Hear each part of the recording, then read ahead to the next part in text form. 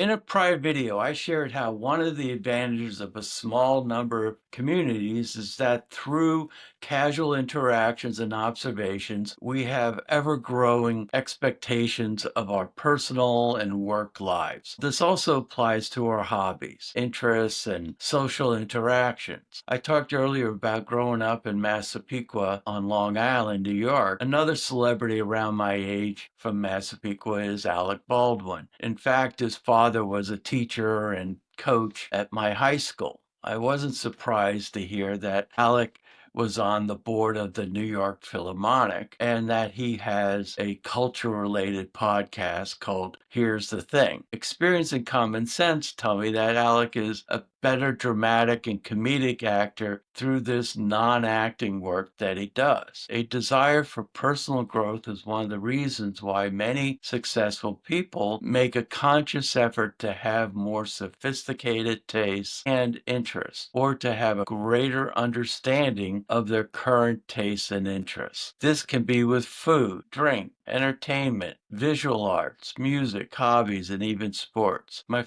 father never heard opera as a child, yet as an adult, he was exposed to it and loved it. Sunday afternoons in our house were opera time, with him playing opera albums in the living room while he read the Sunday New York Times on the couch. My father exposed us to many great foods for us that he found out about through those Sunday New York Times. The great thing about finding new, more sophisticated interests or doing a deep dive to get more out of existing interests is that you can take the initiative and do it yourself. Like my father, learning about each operatic piece he loved. As I mentioned in an earlier video, my mother had a challenging childhood. She was a Depression baby and first generation American. No country club for her, yet she was naturally athletic and became a killer golfer and competitive tennis and platform tennis player. Self taught all this brought more joy to her life and